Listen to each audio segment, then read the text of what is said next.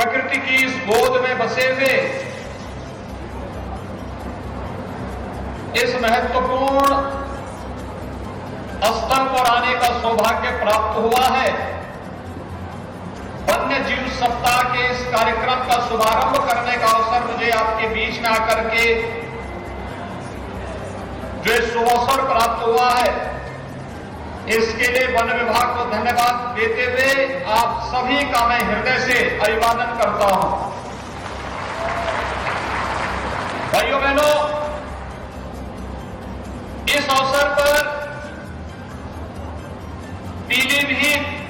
जनपद की लगभग 250 करोड़ रुपए की परियोजनाओं का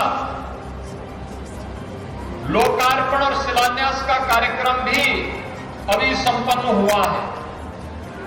हमारे माननीय विधायकों ने, जनप्रतिनिधियों ने यहां की आवश्यकता के अनुरूप विकास के जिन कार्यक्रमों को समय समय पर यहां पर वे लेकर के आए हैं, उन योजनाओं को लोकार्पण और शिलान्यास के अवसर पर जनप्रतिनिधियों को बधाई देते हुए पीलीभीत जनपद के सभी नागरिकों को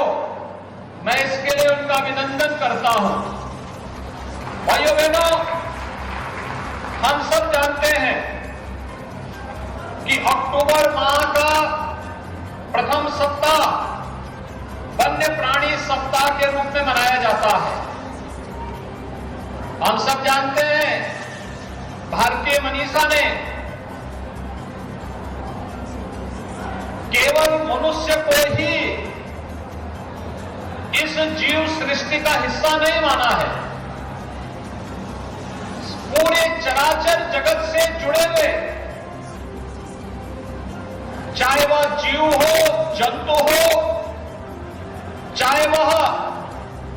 कोई भी अन्य ऐसी वस्तु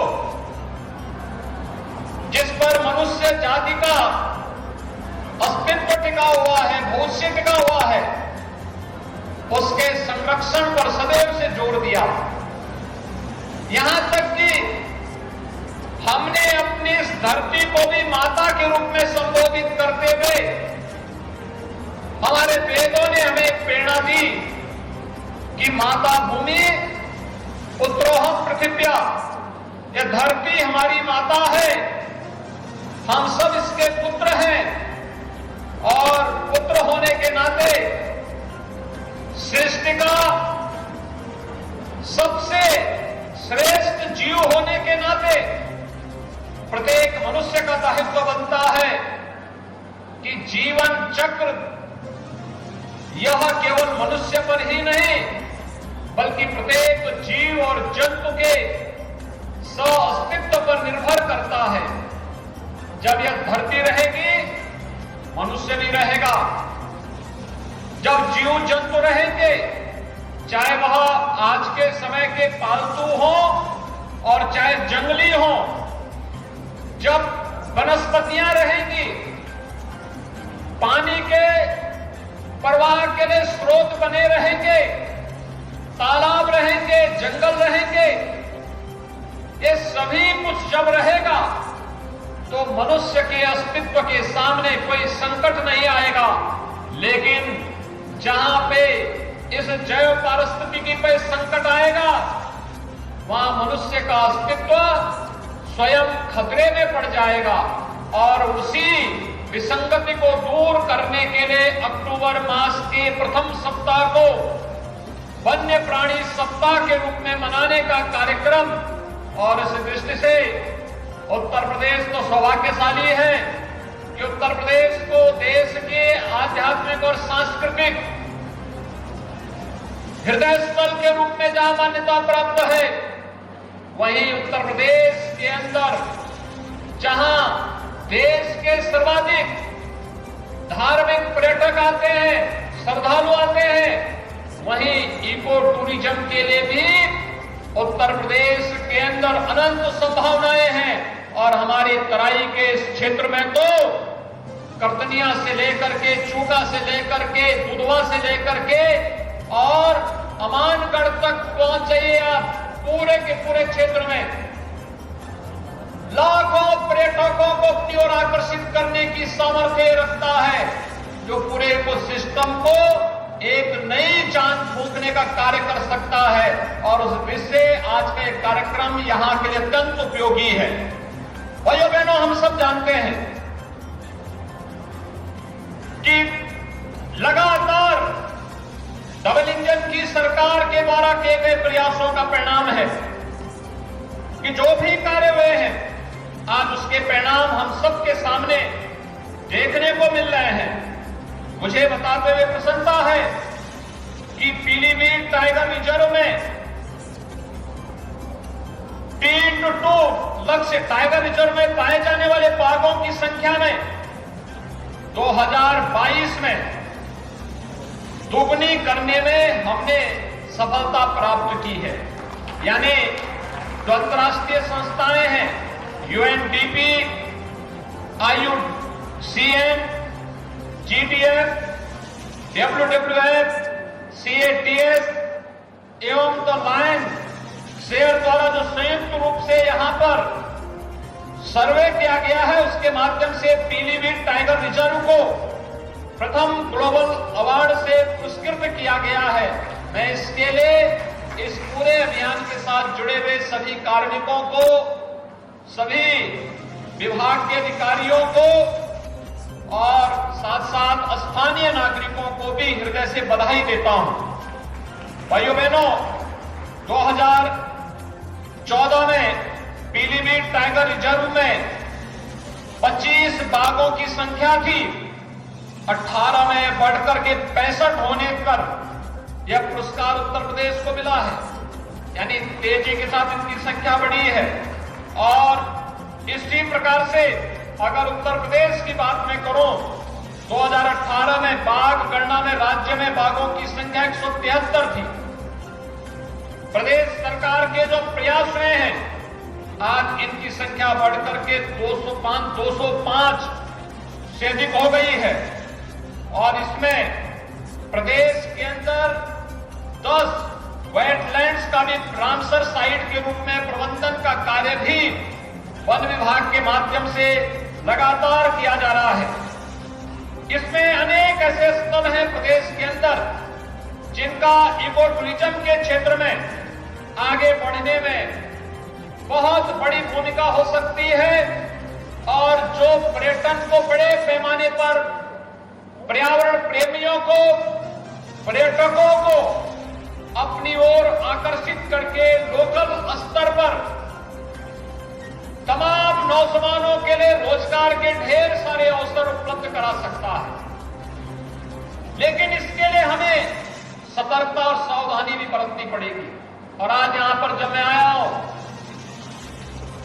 मुझे याद है जब मैं पिछली बार 2018-19 में मुझे दुधवा में कई बार जाने का उस समय जाना पड़ा था, क्योंकि जब भी प्रकृति में संतुलन पैदा करने का प्रयास होगा तो मानव और वन्य जीवों में संघर्ष की प्रवृत्तियां बढ़ेंगी।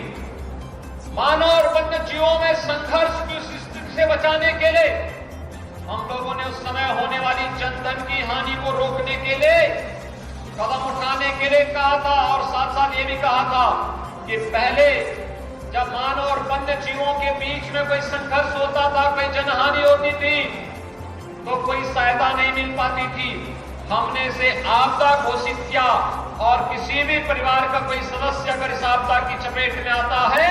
तो 5 लाख रुपए की सहायता हम लोगों ने जनहानि पर देने की व्यवस्था की है। आज मैं वन विभाग से कहूंगा कि जहां भी हमारे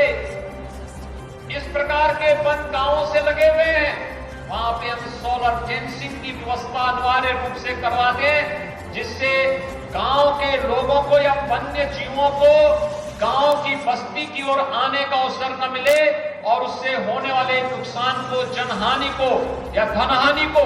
जीव उनके पालतू मवेशियों को इसके कारण नुकसान न होना पड़े, इसके लिए हम लोग अपनी व्यवस्था को आगे बढ़ाने का कार्य करें। दूसरा, प्रदेश इस दृष्टि से बहुत उर्वरा है। खासतौर पर अगर हम यहां उत्तर प्रदेश की बात करते हैं तो मनुष्य के बाद जलीय जीवों में जो सबसे संवेदनशील प्राणी माना जाता है वो गांगे डॉल्फिन माना जाता है। गांगे डॉल्फिन, बहुत सारे किस्से आपने इसके बारे में सुने होंगे। आज यहां पर वन विभाग के द्वारा गांगे डॉल्फिन को प्रदेश के जलीय जीव के रूप में मान्यता देने की आज यहां पे घोषणा हो रही है और इसके माध्यम से ये जल की शुद्धि के साथ साथ पर्यावरण की शुद्धि में बड़ी भूमिका का निर्वहन करती है। हम लोगों को अपने नदियों को, अपने तालाबों को शुद्ध रखने में इनकी भूमिका के लिए इसके प्रति कृतज्ञता ज्ञापित करना चाहिए और हमारा प्रयास होना चाहिए हम अपने प्राकृतिक व्यवस्था को किसी भी प्रकार के पर्यावरण के प्रदूषण से मुक्त रखें, शुद्ध रखें। इसके लिए आवश्यक है कि जहां हम लोग इन क्षेत्रों से जुड़े हुए लोगों को वन्य जीवों के बारे में किस प्रकार का व्यवहार होना चाहिए। कुछ लोग तो स्वतः स्फूर्त भाव के साथ सीखते हैं और कुछ लोगों को अगर हम आधुनिक ट्रेनिंग के साथ जोड़ सके, आधुनिक इक्विपमेंट दे सके, उन्हें गाइड के रूप में प्रशिक्षित कर सके और हमारा प्रयास होना चाहिए कि जो भी हमारे टाइगर रिजर्व हैं, जो भी हमारे वन्य जीवों से जुड़े हुए आरक्षित क्षेत्र हैं, वहां के प्रत्येक गांव में हमें लोगों को, नौजवानों को लेकर के उन्हें ट्रेनिंग के साथ जोड़ना और फिर गाइड के रूप में उन्हें मान्यता देकर के कहीं न कहीं उनके समायोजन की व्यवस्था करनी चाहिए, जिससे अधिक से अधिक लोगों को इसके साथ रोजगार के साथ जुड़ने का अवसर प्राप्त हो। दूसरा, हम लोग जो भी पर्यटन आवास गृह बनाते हैं, जो भी यहाँ पे पर्यटकों के लिए कोई भी अन्य कार्यक्रम प्रारंभ करते हैं, इनमें अगर स्थानीय नागरिकों को हम प्राथमिकता दे देंगे तो उन लोगों को रोजगार के साथ जुड़ने का और वनों के संरक्षण के प्रति उनके मन में भी जागरूकता पैदा होगी। लेकिन साथ साथ हमें ये भी देखना होगा कि जो पर्यटक आते हैं या जो स्थानीय नागरिक हैं, वे प्लास्टिक का उपयोग करके कोई भी ऐसा कार्य न करें जो जल को प्रदूषित करे, प्रकृति को प्रदूषित करे और फिर उसके माध्यम से जीवों की सुरक्षा के सामने ये खतरा पैदा हो जाए। यह भी हमें ध्यान रखना होगा। भाइयों बहनों, पर्यावरण आज एक वैश्विक मुद्दा बन चुका है। दुनिया के अंदर लोगों के सामने इसके कारण तमाम प्रकार के संकट खड़े हुए हैं, लोग उससे परेशान हैं और हमारे यहां ये हमारा सौभाग्य है कि गत 6 वर्ष के अंदर उत्तर प्रदेश शासन ने जन सहभागिता के माध्यम से वन विभाग को नोडल विभाग बना करके 167 करोड़ वृक्षारोपण के विराट लक्ष्य को उत्तर प्रदेश ने प्राप्त किया है। 167 करोड़ वृक्षारोपण का एक कार्यक्रम प्रदेश के एक नए स्वरूप को हम सबके सामने प्रस्तुत करता है। जहां जंगल होंगे, आध्यात्मिक वातावरण स्वतः स्फूर्त भाव के साथ वहां एक पॉजिटिविटी उतनी अच्छी होगी और उसके साथ हमें जुड़ने की आवश्यकता है। उस कार्यक्रम को लगातार आगे बढ़ाने की आवश्यकता है। हम सब जानते हैं प्रधानमंत्री जी के मन में पर्यावरण के प्रति कितना अनुराग है। इसमें जहां वृक्षारोपण के इस कार्यक्रम को मन की बात में प्रधानमंत्री जी ने प्रशंसा की, वहीं साथ ही साथ प्रधानमंत्री जी ने नमामि गंगे मिशन के माध्यम से गंगा की अविरलता और निर्मलता के साथ साथ नदी संस्कृति को क्षीण बनाए रखने के लिए भी पूरे देशवासियों के मन में एक नई प्रेरणा का जागृत किया है। आज का अवसर हम सबके लिए संकल्प का अवसर होना चाहिए। अपने भविष्य को बचाने के लिए हम वर्तमान के साथ स्वयं खिलवाड़ न करें और वर्तमान के साथ खिलवाड़ न करने के लिए हमें जैसे मनुष्य के प्रति संवेदनशील बनने के संस्कार हमें स्वतःस्फूर्त भाव के साथ मिलते हैं, ऐसे ही जीव और जंतु के साथ भी उतने ही संवेदनशील तरीके से आगे बढ़ने के लिए हम सभी तैयार हो सकेंगे। इस विश्वास के साथ जहां वन्य जीव सप्ताह का एक कार्यक्रम आगे बढ़ रहा है, वहीं साथ ही साथ में आज के इस अवसर पर लगभग 250 करोड़ रुपए की परियोजनाओं के लिए पीलीभीत और पूरनपुर के सभी नागरिकों को हृदय से मैं बधाई देता हूं। यहां का हमारा किसान बहुत प्रगतिशील है, मेहनती है, पुरुषार्थी है। पढ़ाई के क्षेत्र में अपनी मेहनत से, अपने पुरुषार्थ से उसने सोना उगलने का काम किया है और आज यहां की लहलाती हुई फसलें बढ़कर सबको अपनी ओर आकर्षित कर देती है। भाइयों बहनों, यहां से जुड़ी हुई शिक्षा के क्षेत्र की, स्वास्थ्य के क्षेत्र की, सड़क और पुल के लिए, यहां पे टेक्निकल एजुकेशन के लिए,